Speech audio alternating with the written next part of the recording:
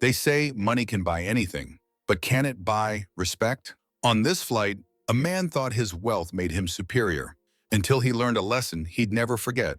Imagine sitting in first class expecting a peaceful flight when suddenly someone starts belittling you, judging you just because of how you look. This is exactly what happened when one arrogant businessman tried to humiliate a stranger until the truth came out and his entire world flipped upside down. This story will change the way you see people forever. The rhythmic hum of the plane's engines created a steady, almost meditative sound that echoed through the cabin. But this soothing backdrop was muted by the lavishness of the first-class cabin, where the soft light from overhead fixtures bathed the space in a warm glow. The plush leather seats, lined with delicate stitching, embraced the passengers, offering an atmosphere of calm luxury. Everything about the environment suggested peace, a smooth, uninterrupted flight ahead. Passengers were scattered around the cabin, some absorbed in their own worlds, flipping through newspapers or scrolling through their phones, while others sat in quiet reflection, lost in thought. Each of them had one thing in common: comfort. This was the epitome of ease, the height of privilege. Everyone, that is, except for one man.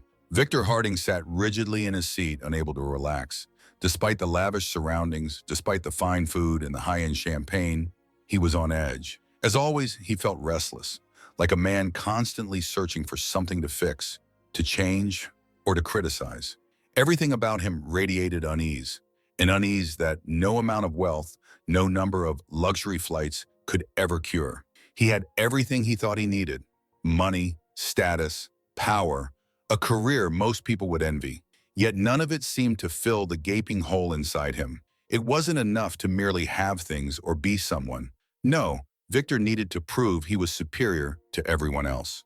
That was the engine that drove him. That was what kept him going, constantly comparing himself to those around him, pushing others down to lift himself up. And today, in this confined space filled with calm, he'd found the perfect target. Victor's eyes darted around the cabin, scanning for anyone who might catch his interest. And then his gaze landed on the man seated beside him. The man's outfit was simple, nothing flashy or expensive. A plain shirt, worn jeans, and shoes that looked more practical than fashionable. He was unremarkable. His posture was relaxed, almost humble in the way he sat back in his seat. It wasn't a look that belonged in first class, at least not in Victor's eyes. To him, first class was a place for those who knew how to present themselves, a space reserved for the elite, the powerful, the ones who commanded attention. This man, he didn't fit.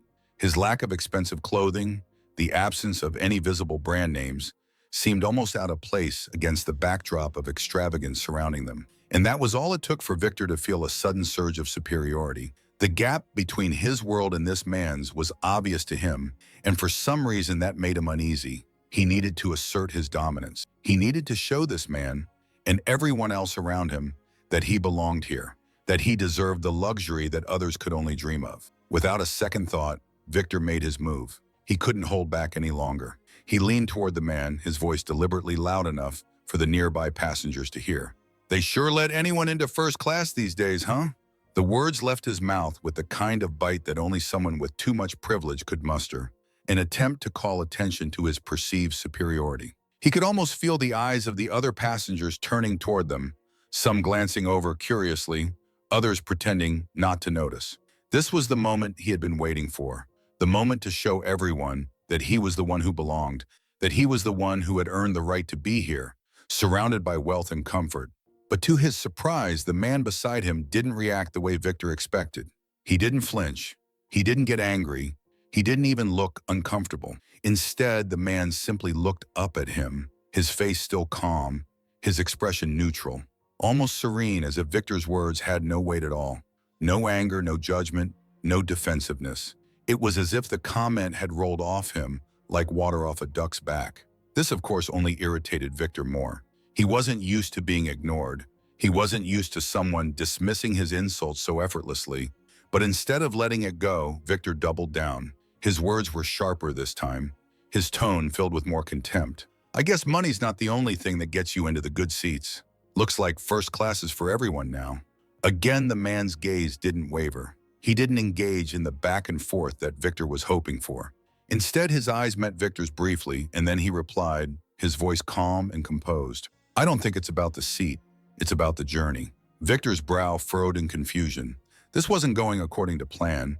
He expected the man to be flustered, to apologize, to try to defend himself, or, at the very least, say something that would give Victor an opening to continue his verbal attack. But this guy was different. He wasn't playing by the rules. He wasn't reacting the way people were supposed to react when confronted by someone like Victor. And in that moment, Victor felt something shift, something unexpected. He could feel the challenge in the air. This man wasn't backing down. He wasn't intimidated. It was almost like he wasn't even acknowledging Victor's status, his power, his attempt to exert control. That thought irritated Victor even more. He couldn't stand being overlooked, especially by someone who clearly had no idea what it meant to earn respect. So Victor leaned in closer, his voice more insistent now, almost probing. "So what brings you to first class? You some kind of lucky winner or something?" The man smiled, a small, knowing smile that seemed to hold the weight of years of experience. "I don't believe in luck," he replied, his tone soft but steady. "I believe in working for what you need." That was it. Something about that simple sentence, that unassuming response, set off a spark inside Victor. This wasn't just some quiet passenger who couldn't defend himself. This was a challenge. The man was questioning his entire worldview, and Victor felt his ego flare up, pushing him to retaliate. How dare he speak like that? How dare he talk about work as if Victor didn't know what it meant to struggle? He had worked hard, hadn't he? He had fought tooth and nail for everything he had. But here this man was, calmly dismissing him as if his entire life was just a game of chance. Victor's pride was wounded. He wasn't going to let this slide. He needed to press harder, to break this man's calm demeanor. "So what is it that you do?" Victor asked, his voice dripping with condescension, determined to find a crack in the man's armor. "I'm an actor," the man said, his voice still as unhurried and relaxed as before. Victor blinked, thrown off for a moment. An actor? That didn't make sense. He couldn't possibly be one of the A-list types, could he? This man didn't look like the sort of person who could walk into a room and command attention. "An actor?" Victor scoffed under his breath. "Really? What, like some minor commercials? Local theater?" The man's expression didn't change. He was calm, unmoved. "Something like that," he said simply. Victor's irritation grew. He wasn't just sitting next to a random stranger. He was sitting next to someone who had the audacity to look so unimpressed by Victor's presence, someone who wasn't being intimidated by his attempts to belittle him. And that was something Victor could not tolerate. His smile, though still condescending, grew a little more confident. "I'll bet you've never even been in anything big, have you? Maybe you should stick to your little plays. Let the real stars shine." The man's gaze was steady, unwavering. There was no anger in his eyes, no surprise, only quiet strength. I think it's important to remember that there is always more to people than what you see on the surface.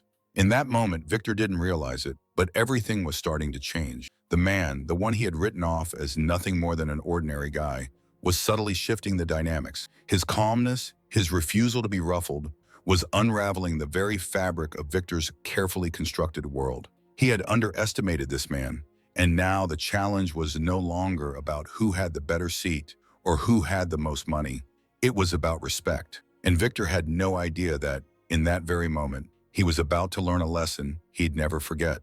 The journey was just beginning, and Victor had no idea how it would change him. The plane continued to glide smoothly through the sky, the engines emitting their steady hum in the background. For most of the passengers, it was the sound of a normal, uneventful flight. But for Victor Harding, everything seemed to slow down, like time itself had stretched out in the quiet of that first-class cabin. He couldn't stop thinking about the man sitting next to him, Bryan, who had so effortlessly brushed aside every attempt Victor made to provoke him. Victor couldn't shake the feeling of frustration building inside him. How could someone, especially someone like this, remain so unfazed? How could Bryan stay so calm, so composed, in the face of insults and thinly veiled mockery? He had thrown everything he could, sharp words, sarcastic jabs, his usual arrogance, and yet Bryan had hardly flinched. It wasn't just annoying, it was unsettling. Victor kept stealing glances at him, trying to figure him out, studying the way he sat there, seemingly unaware or uninterested in the world around him. Bryan's posture was perfect, relaxed yet confident, as though he belonged in a place of serenity. It was the perfect contrast to Victor, who was tightly wound, the discomfort in his mind seeping into his posture. His thoughts swirled, constantly pushing him to find another way to take control, to reassert his dominance. He glanced down at his shoes, designer of course, and then checked his watch, a piece of expensive jewelry that, for Victor, was a symbol of his success. He leaned back in his seat, adjusting the leather cushion beneath him, but the movement only seemed to highlight his discomfort. This moment, this flight, was supposed to be his time to shine, to bask in the luxury he had worked so hard for. But instead, he felt strangely hollow, as if all the things that he had collected, the wealth, the recognition, the power, meant nothing in the face of the quiet, unwavering strength that Bryan seemed to carry so effortlessly. Victor needed to prove a point. He couldn't let Bryan get away with thinking he was superior. Not this time, not when he was already so irritated. The man beside him couldn't just be allowed to sit there calm and unbothered, while Victor was the one being tested, the one being ignored. No, Victor would push harder. So he went for it again. This time he tried to sound more polished, less like the loud, abrasive person he had been moments earlier. He tried to present himself as more composed, more refined, though the edge in his voice was impossible to hide.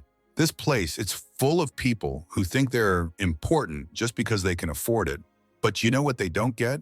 Victor's words were sharp, deliberately cutting, hoping to provoke some sort of reaction. It's not about the money. It's about how you carry yourself. If you don't have the right attitude, then you'll never truly belong. Bryan didn't look up from his book, but his voice came back just as calm and direct as it had been before. You're right. It's not just about money. It's about who you are when no one's watching. Victor froze for a moment. Who you are when no one's watching. What was this man trying to say? Was this some kind of philosophical debate he was suddenly part of? Victor's world wasn't about morals or deep reflections. It was about results. About the surface, the things people could see, the things people valued. Bryan wasn't playing by the rules, and that was infuriating. Victor's grip tightened on his glass. He swirled the drink, trying to gather his thoughts. This wasn't how the conversation was supposed to go.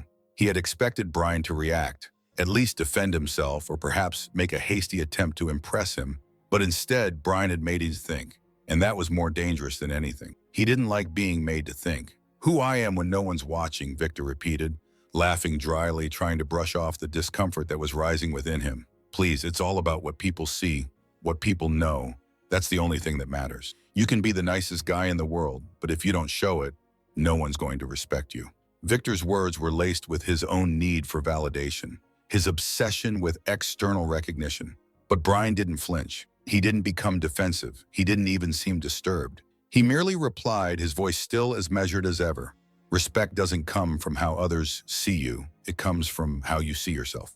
The words struck Victor like a blow to the chest. The layers of arrogance and self-assuredness he had built over the years, the walls he had surrounded himself with, were suddenly being questioned. This wasn't just an idle conversation. It was a challenge, one that was quietly building without Victor even realizing it. This wasn't about who had more money, who had more power, who had the better seat on the plane. This was about something deeper, something more profound. Victor's face hardened. This wasn't just a discussion about social status anymore. This was about something he had never really thought about, who he was. And that realization unsettled him more than he cared to admit. He tried again, this time less with arrogance, but with something else, something closer to desperation, the creeping feeling of vulnerability he hadn't felt in years. You act like it's that easy, like everything's just a matter of self-reflection and being true to yourself. Victor's voice rose slightly, a sharpness to it that betrayed his growing agitation. That doesn't get you anywhere. You need to build a reputation. You need to make sure everyone knows you're the best. Bryan set his book down slowly, almost deliberately. His voice didn't waver, but it was heavy with experience, a quiet authority that came from a place of lived truth. That's the thing, though. Being the best at something doesn't make you the best person. If you're only worried about being on top, you're going to end up lonely when you get there. True success is about the people you leave behind and the difference you make in their lives. Victor let out a soft scoff, his patience thinning. He wasn't used to being told that what he had spent his life pursuing, the material wealth, the recognition, the respect, wasn't the real measure of success. His eyes narrowed as he muttered, "That's easy for you to say. You've got the fame, the recognition, the respect. Of course you're going to preach about humility. Bryan's eyes met his for the first time. It wasn't a look of judgment or scorn. It wasn't even the look of someone trying to prove a point. It was simply steady, calm. "You're right," Bryan said quietly.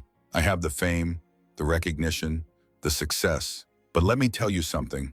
None of that makes me who I am. It's the moments when I help someone else, when I make a real connection. That's what I value." Victor didn't know how to respond. He was stunned into silence. He could feel his own defensiveness slipping away, leaving him feeling exposed. He couldn't remember the last time someone had spoken to him like that. So simply, so honestly. Most people would have agreed with him or played along to gain favor. But Bryan wasn't trying to impress anyone. He wasn't speaking to win or to convince. He was speaking from something deeper, something Victor wasn't used to encountering. The conversation had shifted so subtly that Victor didn't even realize it. What had started as a battle for power, for dominance, had slowly turned into something else. It was no longer about who had the better clothes or the more expensive watch. It wasn't about status or who sat where. It was about something intangible, something that Victor had spent his life avoiding. And for the first time, he found himself questioning everything he had always believed was important. As the flight continued, Victor's thoughts quieted. He no longer felt the need to engage, to assert his superiority. He just watched Bryan, his mind spinning with what had just transpired. What had he missed? Was everything he had built, his wealth, his reputation, his life, really just a house of cards? Bryan's words had struck a chord deep within him. Slowly, the seed of doubt began to take root, growing quietly but powerfully within him. Victor looked out the window, watching as the clouds passed beneath them, the plane drifting ever higher. The luxury of first class, the extravagant surroundings, suddenly seemed so distant. The material world he had spent his life chasing felt irrelevant now. What did it matter if he had the finest clothes, the best seat on the plane, the most expensive watch, if at the end of the day, he didn't know how to treat people with respect? Bryan didn't need to say another word. His message had already sunk in. And though it was just the beginning, Victor knew something was changing. Slowly but surely, he was beginning to see the world and himself in a completely different light. The plane began its descent, the familiar hum of the engine slowly giving way to the soft vibrations as the aircraft neared the runway. The subtle shift in the sounds around him mirrored the shift inside Victor Harding. For the rest of the passengers, the atmosphere was calm, a typical lead-up to landing. The seatbelt signs clicked on, and the flight attendants began to prepare for the final stretch of the journey. But for Victor, everything felt different now. What had begun as an uncomfortable exchange between two strangers had, in the span of a few moments, transformed into something profound. The tension in the cabin had suddenly shifted, like a wave moving through the air, and Victor found himself at the center of it. For the first time in a long while, his familiar arrogance, the armor he had worn so comfortably, began to feel like a burden. It no longer fit him the way it once had. The image he had spent so many years carefully constructing, one of dominance, superiority, the man who always had control, was crumbling. And yet, despite the unraveling of his confidence, Victor couldn't shake the feeling that something monumental was about to unfold. He wasn't quite sure what it was, but it was as if the universe had somehow shifted its course, setting him on a path that was far beyond what he had imagined when he first boarded the plane. As the plane's wheels began to descend, an unexpected event, one that would completely alter the dynamics of the flight, occurred. It started with a voice. At first, it was just a soft murmur from the seat ahead of them, an innocent question. But Victor heard it clearly, as if the words were piercing through the haze of his thoughts. "Excuse me," the man in front of them said, his voice filled with a mixture of disbelief and awe. Are you Bryan Cranston?" Victor blinked, unsure if he had heard it right. His eyes darted toward Bryan, still sitting quietly beside him, reading a book. Bryan didn't immediately react to the question, but something in his expression shifted ever so slightly. It was subtle, but it was there, a brief flicker of acknowledgement, almost as if he had been expecting this moment all along. The passenger in front of them, now fully intrigued, craned his neck, leaning forward to get a better look, eager to confirm his suspicion. Then, Bryan's lips parted into a small, almost imperceptible smile. He nodded, just enough for the man to see and for the rest of the cabin to catch on. "Yes, I am," he said in a voice that was calm, steady, and completely unaffected by the growing stir around him. In that instant, a ripple of recognition spread through the cabin. It was like a spark had ignited a fire, and the whispers began almost immediately. It started with a few, then more and more passengers started turning their heads, eyes widening as the realization dawned on them. The quiet man in the simple clothes, who had been the subject of Victor's derision for the entire flight, was not just an ordinary passenger. No, he was Bryan Cranston, the Emmy-winning actor, the star of Breaking Bad, the voice behind some of the most iconic characters in Hollywood history. Victor's heart skipped a beat. His mouth went dry. He froze. The man he had spent the entire flight judging, belittling, and subtly insulting was not just some nobody or unimportant passenger. This man was a legend. The weight of that revelation hit Victor like a tidal wave. It wasn't just a celebrity, it was a man whose career and character were beyond anything Victor had achieved in his own life. And the realization slammed into him with a brutal force that left him feeling exposed. Every insult he had thrown at Bryan, every moment of condescension, every time he had attempted to undermine this man, everything was laid bare in an instant. Victor felt the eyes of the other passengers on him now. It wasn't just the quiet murmurs or the occasional glance. They were all watching him. They weren't just listening to his conversations anymore. They were watching his every move, his every word. And for the first time in a long time, he felt naked, like his carefully constructed facade had been ripped away, and all his arrogance and pretense had been exposed. Bryan, meanwhile, remained completely unfazed. He had dealt with this before. He had lived this moment countless times. But where Victor saw vulnerability and fear, Bryan saw something entirely different. Calm, acceptance, and a quiet confidence that came not from external validation, but from a place of inner peace. He didn't need to prove anything to anyone. "I suppose now you know who I am," Bryan said, his voice still measured, low and even. The words carried no edge, no triumph, just a simple acknowledgement of the truth that had just been revealed. Victor's throat tightened. He tried to speak, but the words caught in his throat. What could he possibly say now? How could he recover from this? How could he take back all the things he had said, all the assumptions he had made about Bryan? His entire life, his career, his relationships, all of it had been about impressing others, about flaunting his success and ensuring everyone knew just how much better he was than they were. But Bryan? Bryan had shown him a different kind of power, a power that came from within, not from money, status, or what you wore. I didn't realize," Victor stammered, his voice strained. His mind raced, but he couldn't quite catch up to the gravity of the situation. I didn't mean to," Bryan interrupted him, not with anger, not with a judgmental tone, but with quiet, measured wisdom. "You didn't mean to," he said simply, as if he had heard this excuse before, as if he understood it deeply. "But that's the problem, isn't it? We go through life thinking we know who people are, based on how they look, what they wear, how they carry themselves. We assume that because someone isn't showing off, they must be less than us. But the truth is, none of that matters." Victor's eyes locked with Bryan's, and in that moment, the weight of the truth behind Bryan's words hit him harder than anything he had ever experienced. The arrogance, the superiority, the belief that his wealth and success made him better than others, it all felt empty. It was all just a mask, a facade.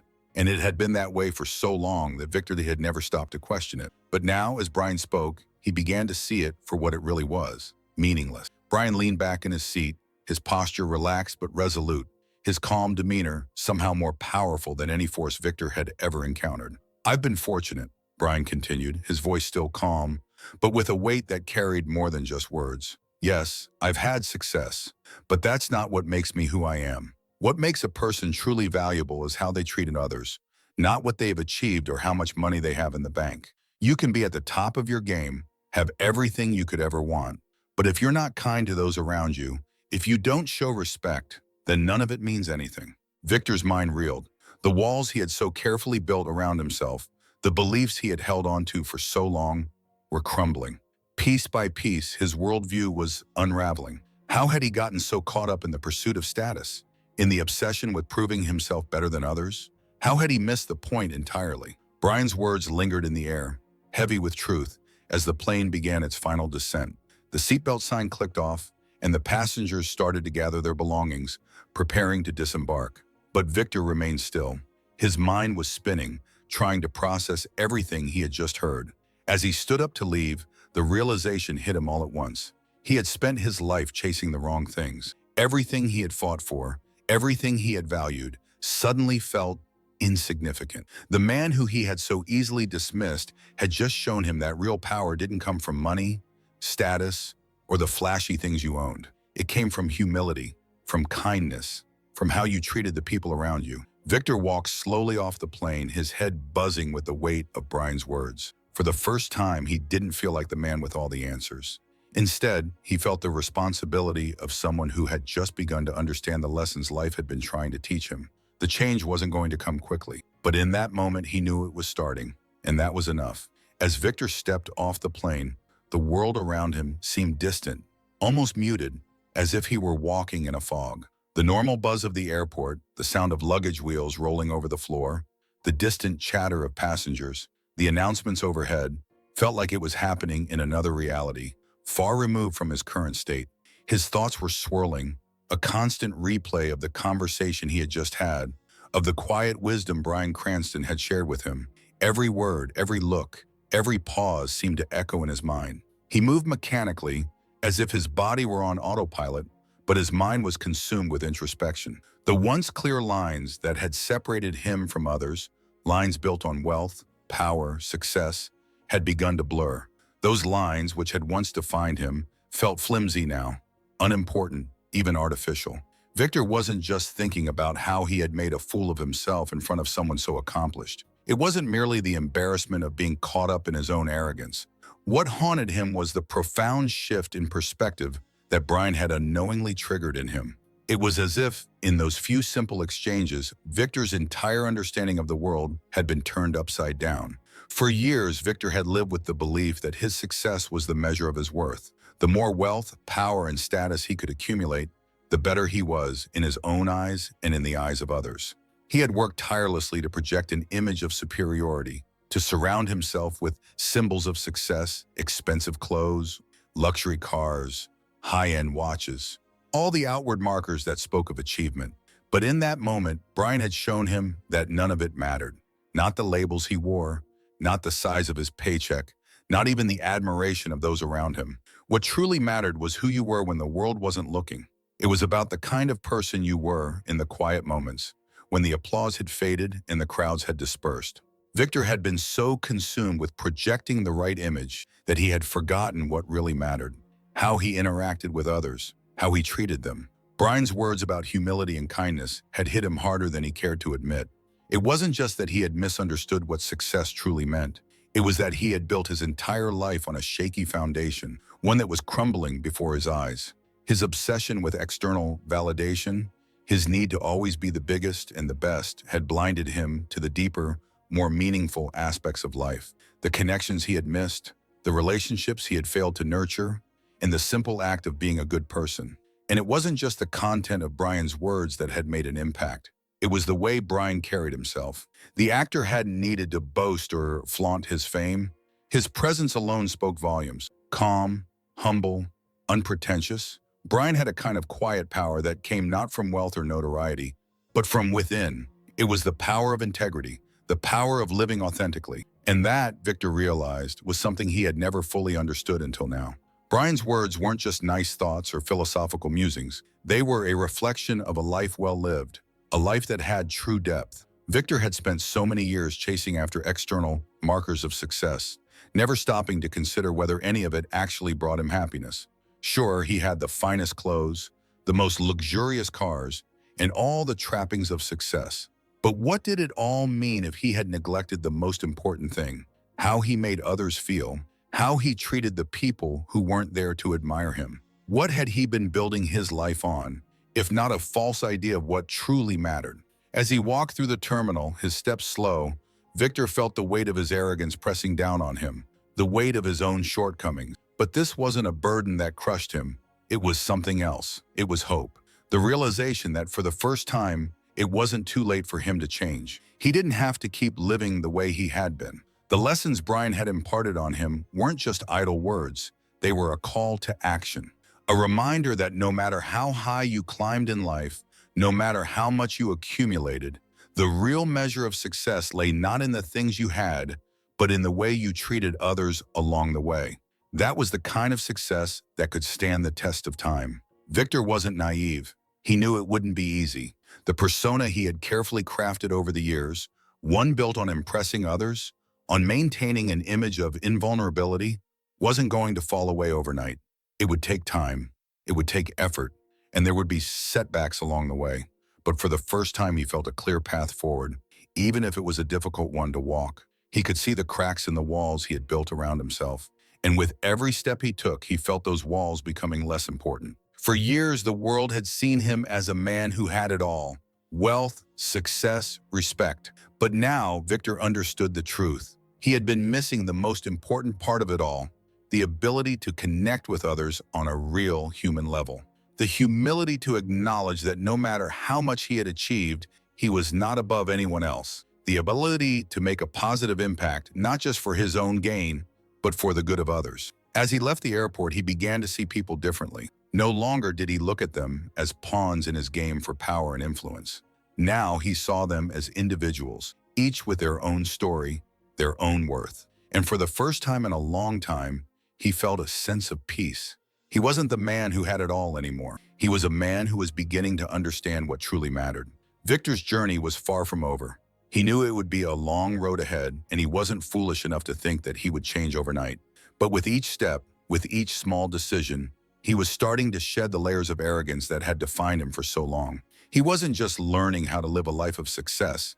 He was learning how to live a life of meaning. The journey that had begun in the quiet moments of that plane ride was just the beginning of something much greater. And for the first time, Victor felt ready to embrace it.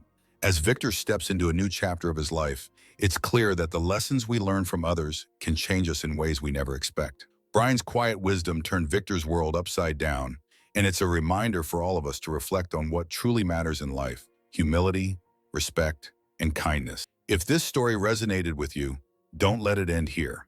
Let's keep exploring these life-changing moments together. Make sure to hit that subscribe button so you never miss out on more stories that will make you rethink the world around you. Thanks for watching, and I'll see you in the next one.